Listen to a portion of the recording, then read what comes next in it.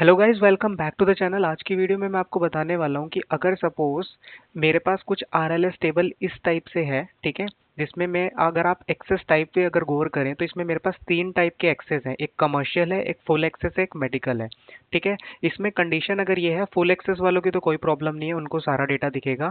ठीक है, कमर्शियल वालों को कमर्शियल का एक्सेस दिखेगा, लेकिन जैसे ही मेडिकल वाले लोग आएंगे ना, उन मेडिकल वाले लोगों को मेरे डेटा की जो सेल्स टेबल होगी वो नहीं, मतलब सेल्स टेबल का जो भी डेटा होगा वो नहीं दिखना चाहिए। ठीक है, तो उससे पहले मैं आपको क्या करता हूँ, एक बार डेटा दिखा देता हूँ कि मेरे पास डेटा में क्या क्या है। मैं पहले मॉडलिंग से स्टार्ट करता हूँ। ठीक है, मॉडलिंग से आपको एक ओवरव्यू आ जाएगा। मेरे पास एक डेट टेबल है, ठीक है, एक मैपिंग टेबल है, एक आरएलएस टेबल है, सेल्स टेबल है, कस्टमर टेबल है। ठीक है, तो मेरी आरएलएस टेबल जो है, आरएलएस टेबल मेरी मैपिंग टेबल से कनेक्टेड है, की जो कि मैं अभी आपको दिखाऊंगा। फिर फर्दर ये मेरी जो मैपिंग टेबल है ये मेरी सेल्स टेबल से कनेक्टेड है, एंड सेम मेरी मैपिंग टेबल ये मेरी इससे कनेक्टेड है। ठीक है, अगर मैं इसको सिंप्लीफाई करूं तो ये इससे कनेक्टेड है, फिर मेरी मैपिंग टेबल इससे कनेक्टेड है, और ये मैपिंग टेबल इससे कनेक्टेड है। सिंपल है। और मेरा ये डेट टेबल जो है ये मेरी सेल्स टेबल से कनेक्टेड है।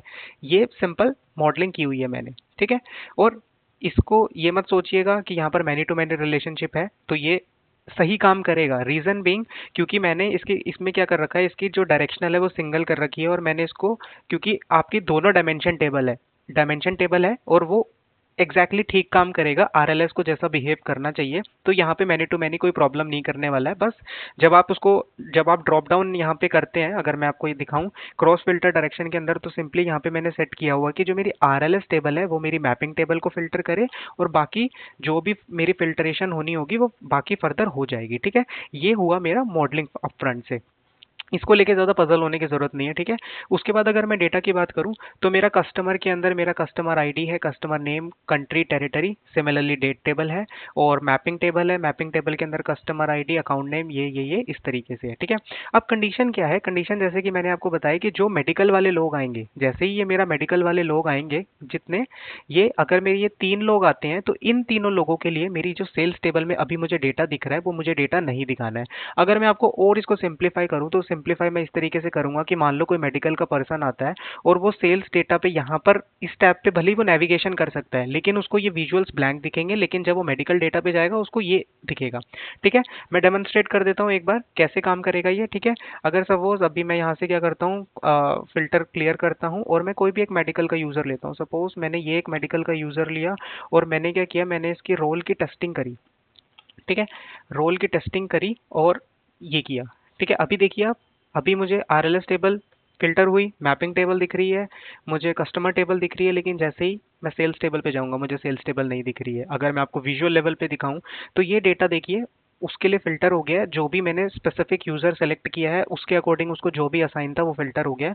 और सेल्स में जाता हूं तो सेल्स के विजुअल्स ब्लैंक है।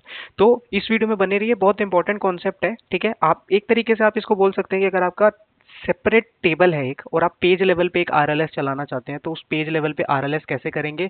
मैं कोई आपको ये नहीं बताऊंगा कि आप बटन्स का यूज करिए, बुक मार्क का यूज करिए। मैं सिंपल डैक्स के थ्रू आपको बताने वाला हूं कि आप कैसे ये रो लेवल सिक्योरिटी करने वाले हैं। ठीक है, तो इसको स्टॉप व्यूइंग करता हूं, मैं आपको समझाने पे ज़्यादा फोकस करने वाला हूँ। ठीक है, तो चलिए करते हैं। सबसे पहले मॉडलिंग, जैसे कि मैंने आपको बता दिया कि मेरी आरएलएस टेबल, हाँ उससे पहले मैं वो की बता देता हूँ कि मेरी जो आरएलएस टेबल और जो मैपिंग टेबल है वो कैसे कनेक्टेड है।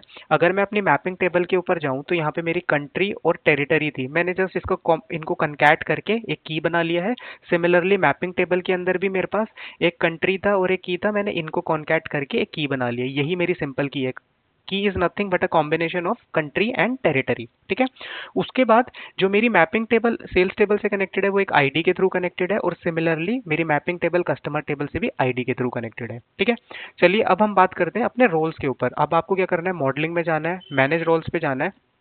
क्योंकि देखिए, अगर आपको फुल यूजर्स के लिए एक्सेस बनाना है तो कुछ भी नहीं करना, आप सिंपली इस पे जाइए और इसको सिंपली अदर्स डाल के आप इसको ब्लैंक भी छोड़ देंगे, तब भी यूजर प्रिंसिपल नेम से जैसे ही कोई यूजर आएगा उसको सारा डाटा दिख जाएगा। इसको आप ऐसे ज्यूम कीजिए, अगर आपकी किसी भी फाइल के अंदर कोई भी रो लेवल सिक्योरिटी नहीं होती तो आइडियली उसका मतलब क्या होता है कि एक रोल डिफाइन है लेकिन उसमें कुछ भी डाला नहीं हुआ है। ठीक है, अगर आप यूजर प्रिंसिपल नेम डालेंगे तब भी काम करेगा, लेकिन इस केस में अगर आप अदर्स में कुछ भी नहीं डालते हैं और कोई फुल फुल एक्सेस का बंदा आता है उसको सारा डाटा दिखेगा। मैं इसको डेमोन्स्ट्रेट कर देता हूँ, ठीक है। जैसे मान लीजिए मैंने एक अदर का बनाया और मैंने कुछ भी नहीं डाला इसके अंदर, ये ब्लैंक है। तो सिंपली मैं क्या करूंगा, मैं कोई भी एक ऐसा यूजर पिक करूंगा जिसको फुल एक्सेस हो, जैसे कि ये वाला बंदा, इसको यूके नॉर्थ है, ठीक है, इसके कोरस्पॉन्डिंग। अभी आप ऐसे समझिए, डेटा पे मत जाइए, ठीक है, कि डेटा कैसा है। आप सिंपल एक्सेस पे फोकस कीजिए कि एक्सेस के अकॉर्डिंग कितना डेटा दिखेगा, ठीक है। अब क्योंकि फुल एक्सेस है, फुल एक्सेस का मतलब है कि पूरा का पूरा टेबल दिखेगा। तो मैं सिंपली टेस्ट करने के लिए क्या करूंगा, व्यू एज में जाऊंगा, ठीक है, अदर्स पे अदर यूजर सेलेक्ट करूंगा और ये ईमेल आईडी डालूंगा। देखिए मेरे को पूरा का पूरा डेटा दिख रहा है, मुझे पूरी सेल्स टेबल दिख रही है, मुझे पूरा मेडिकल का डेटा दिख रहा है। तो फुल रोल में कोई प्रॉब्लम थी, लेकिन अभी जो मैं आपको नेक्स्ट स्टेप बताने वाला हूँ कि अगर आपको डिफाइन करना है कमर्शियल वालों के लिए और मेडिकल वालों के लिए, क्योंकि मेडिकल के लिए तो एक स्पेसिफिक कंडीशन है ना कि उनको हमें सेल्स का टेबल ही नहीं दिखाना, सेल्स का डेटा हाइड करना है उनसे।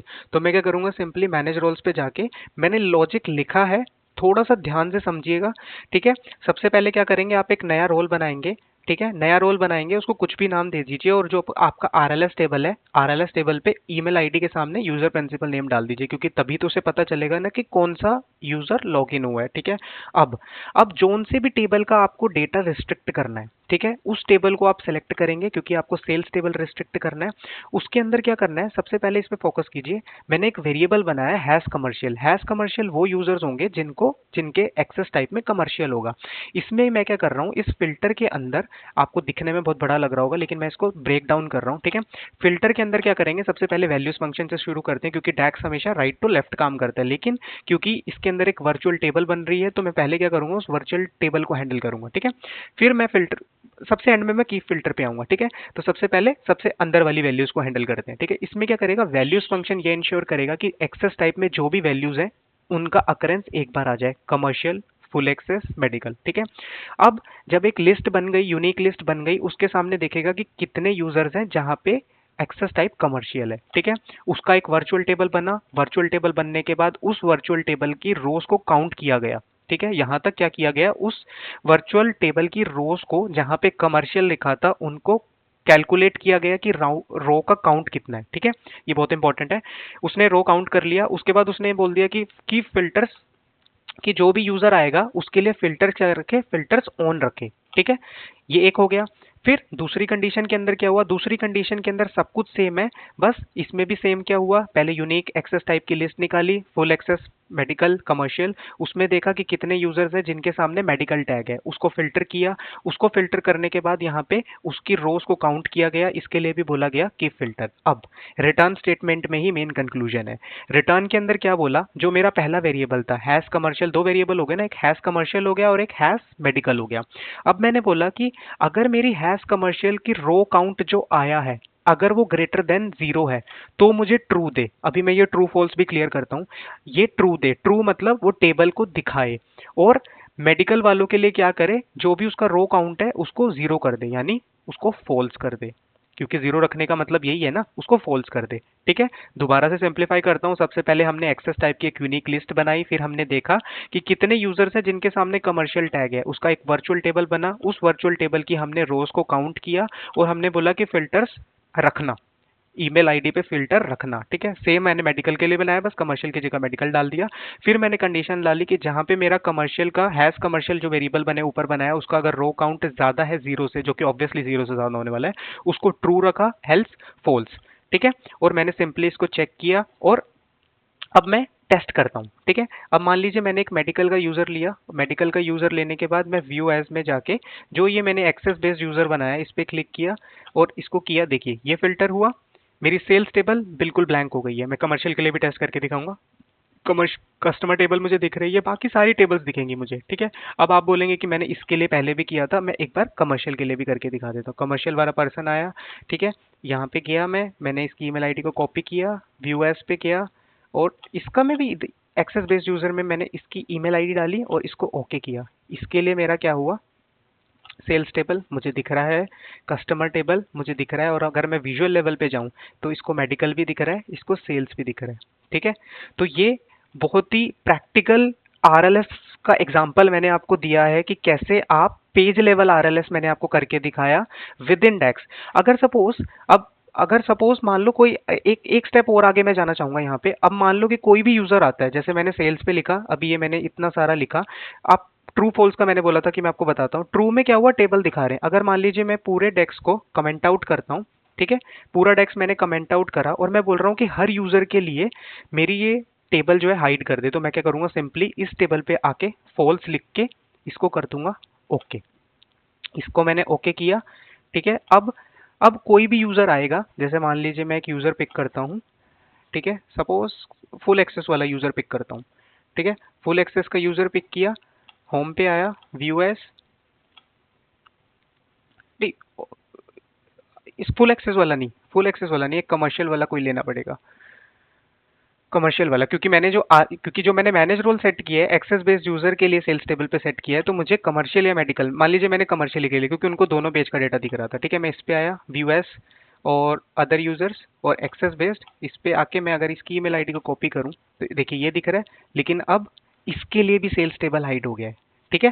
क्योंकि फॉल्स का सिंपल पर्पस क्या है, मान लीजिए आपके पास एक ऐसी रिपोर्ट है जिसमें आप क्या करना चाहते हैं, आपका डेटा सेपरेट सेपरेट पेजेस पे है और आप कुछ भी एक टेबल हाइड करना चाहते हैं किसी भी एंड यूजर से, तो आप इस तरीके से भी बिना कोई कॉम्प्लेक्स बटन बनाए, कुछ भी बिना कॉम्प्लेक्स किए, विद इन इस सिंपल डेक्स की हेल्प से आप इसको सॉर्ट आउट कर सकते हैं। आई होप आपको ये डायनामिक डिफरेंट रोल आरएलएस जो होगी वो समझ में आई होगी। मैंने इसको बहुत सिंप्लीफाई करके बताया आपको, और मैंने कुछ भी यादा नहीं किया, कोई एक्स्ट्रा बटन्स बुकमार्क्स नहीं बनाए, सिंप्लीफाई किया है विद सिंपल टैग्स, ठीक है। अगर अगर आप चाहते हैं कि आप अब इस टेबल को हाइड ना करके आप किसी और टेबल को हाइड करें, तो आपको कुछ भी करने की जरूरत नहीं है। ये आपने लिख लिया, सिंपली इसको इसको यहां से मान लीजिए मैंने कट कर दिया, ठीक है, इसको कट कर दिया। मैं चाहता हूं कि सेल्स टेबल दिखे लेकिन मेरी अब कस्टमर टेबल ना दिखे, तो मैं सिंपली यही डेक्स को कट किया है जो मैंने यहाँ पे जाऊंगा और एज इट इज इसको यहाँ पे पेस्ट कर दूंगा और इसको चेक कर दूंगा। अब इसका रिवर्स होगा। अब जो भी मेडिकल वाले यूजर्स होंगे उनको सेल्स का डेटा दिखेगा, अब उनको सेकेंड वाला टैब नहीं दिखेगा, ठीक है। टेस्ट करके देखते हैं।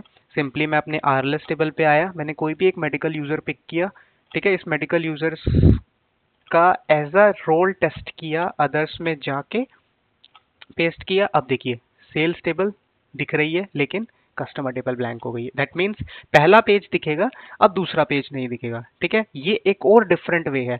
अगर आप चाहते हैं कि अगर आपके डेटा के अंदर मल्टीपल मल्टीपल टेबल्स हैं, तो आपको सिंपली एक डेक्स की हेल्प से आप कर सकते हैं, अगर आपका सिनेरियो भी कुछ इस तरीके से है, राइट। आई होप आपको ये समझ में आया होगा। अगर समझ में आया तो प्लीज चैनल को सब्सक्राइब कीजिए और इस वीडियो को और बहुत सारा प्यार दीजिए, लाइक कीजिए, फॉलो कीजिए, और मिलते हैं किसी नेक्स्ट वीडियो के अंदर। Till then, thank you so much.